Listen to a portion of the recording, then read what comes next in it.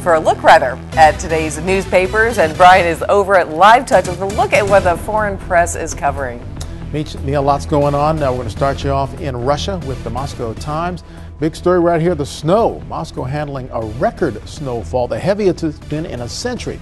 Throughout Moscow and the surrounding areas, power's out, traffic's at a standstill, and more snow is on the way. Also a troubling story over here. Little picture, but big implications. Weapons producers seeking new markets. Russia's trying to compensate for a lost arms markets, is expanding the industry's geographic reach. It'll be interesting to see the impact on the black market and whether that will be affected by efforts in America to clamp down on the spread of military-style weapons. We'll take a look at today's Zaman and see what's happening in that neck of the woods. Top officials say Turkey needs to work on press freedoms. The Council of Europe's Secretary General says Turkey must change its mentality within the judiciary regarding freedom of speech and a free press. Here at Ebru, we salute efforts to improve press freedoms. And here's an unsettling story here about Turkey topping the list of global fixing scams. That's a word from Europol.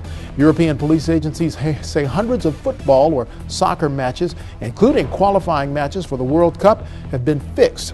It's part of a global betting scam run out of Singapore. 79 matches played in Turkey have been implicated in that massive match-fixing scandal.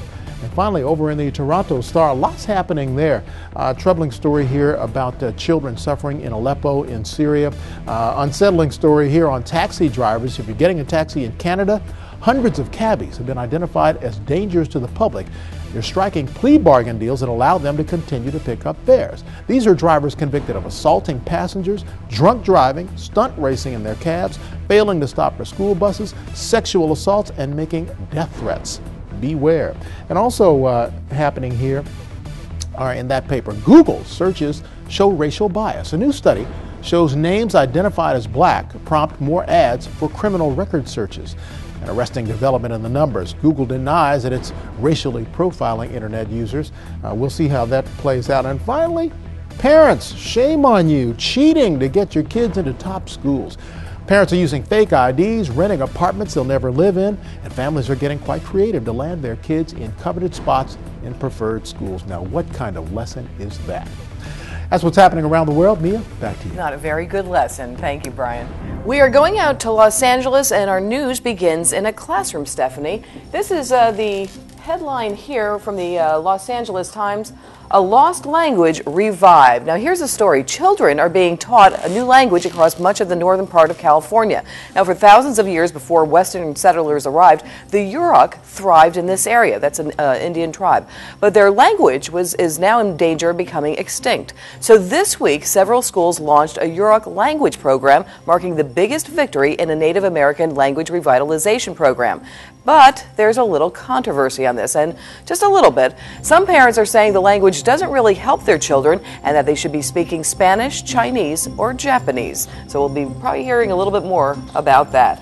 Over to the Atlanta Times we go, and a very disturbing story over here. This is a lot of folks are talking about the fog warnings today. There were 27 vehicles involved in an accident along I-16. 4 people were killed, dozens injured. Now, a State Department of Transportation crew had just been alerted to the troubling fog early Wednesday and was on its way to put out metal warning signs when they received a call from authorities about a crash. Now, many say this system needs to be reviewed, and that's exactly what's going to be happening. Over to the Star Tribune. Now this is just fascinating, this article here. You find it could be the key to cancer. Now scientists at the University of Minnesota have named an enzyme called U-Find, and it could be the key. Here's the background. Mutations cause cancer. Now this enzyme appears to act like a genetic fuel causing cells to mutate and grow. Well, their findings have been published in the journal Nature, and while the discovery is huge, now they're looking for ways to block it. Now if they can do that, they may have found how to block cancer cells from spreading.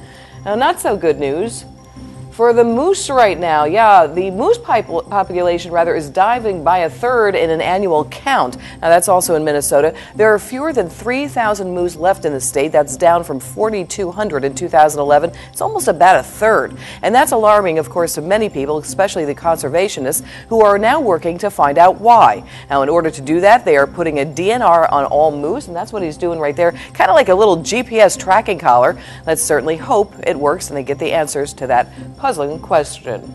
Over to USA Today now, and this is just kind of fun. But, the most popular game in America, the board game, of course, is Monopoly. And they had a big survey on which token to eliminate. You remember the race car, the dog? Well, it turns out the iron got the axe. Thousands of people said to participate in their survey. They eliminated the iron by a landslide. And also, want to point out one other little thing to all you sports fans. A couple of those guys, and women also. Football fans are mourning the end of the football season because the Super Bowl is over, but there's some good news. Baseball pitchers and catchers will be reporting for duty, and for all you non-baseball fans, it's always seen as good news because it's a sign that spring is just around the corner.